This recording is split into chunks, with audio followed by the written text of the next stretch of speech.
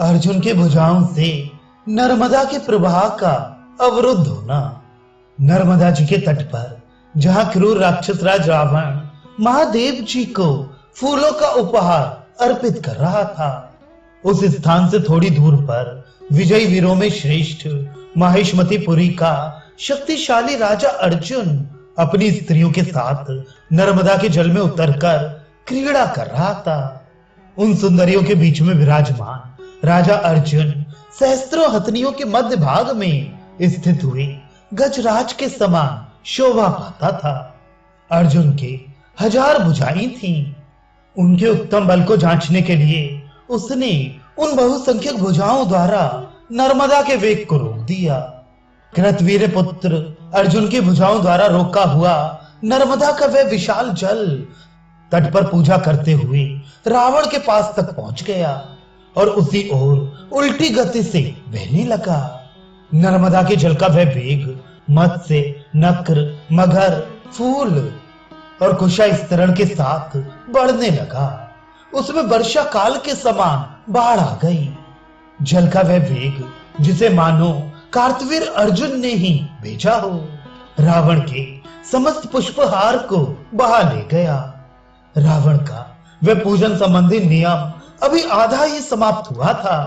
उसी दशा में उसे छोड़कर वह प्रतिकूल हुई कमनी कांति वाली प्रेयसी की भांति नर्मदा की ओर देखने लगा। पश्चिम से आती और पूर्व दिशा में प्रवेश करके बढ़ते हुए जल के उस वेग को उसने देखा। वह ऐसा जान पड़ता था मानो समुद्र में ज्वार आ गया हो। उसके तटवर्ती वृक्षों पर रहने वाले पक्षियों में कोई घबराहट नहीं थी।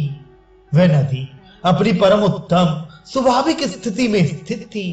उसका जल पहले ही जैसा स्वच्छ एवं निर्मल दिखाई देता था।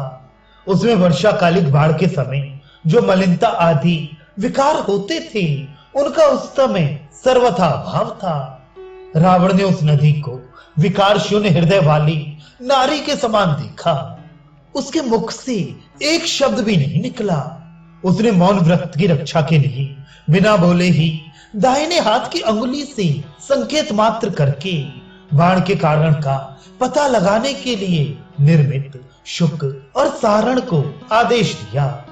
रावण का आदेश पाकर दोनों वीर भ्राता शुक और सारण आकाश मार्ग से पश्चिम दिशा की ओर प्रस्थित हुए।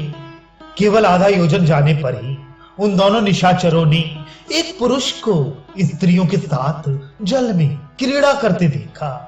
उसका शरीर विशाल साल वृक्ष के समान ऊंचा था। उसके केश जल से ओतप्रोत हो रहे थे। नेत्र प्रांत में मद की लाली दिखाई दे रही थी और चित्त भी मद से व्याकुल जान पड़ता था। वे शत्रु मर्दन वीर अपनी सहस्त्र भुजाओं से नदी के वेग को रोककर सहस्त्रों चरणों से पृथ्वी को थामे रखने वाले पर्वत के समान शोभा पाता था। नई अवस्था की सहस्त्रों सुंदरियां उसे घेरे हुए ऐसी जान पड़ती थीं, मानो सहस्त्रों मदमत्त हथनियों ने किसी गजराज को घेर रखा हो। उस परम अद्भुत दृश्य को देखकर राक्षस शुक और सारण लौट आई और रावण के पास जाकर बोली, राक्षस राज, यहां से थोड़ी ही दूर पर कोई साल वृक्ष के समान विशालकाय पुरुष है, जो बांध की तरह नर्मदा के जल को रोककर स्त्रियों के साथ क्रीड़ा कर रहा है। उसकी सहस्त्र भुजाओं से नदी का जल रुक गया है, इसलिए यह बारंबार समुद्र के ज्वार की भांति जल के उद्गार की सृष्टि कर रही है। इस प्रकार कहते हुए शुक और सारण की बातें सुनकर रावण बोल उठा, वही अर्जुन है।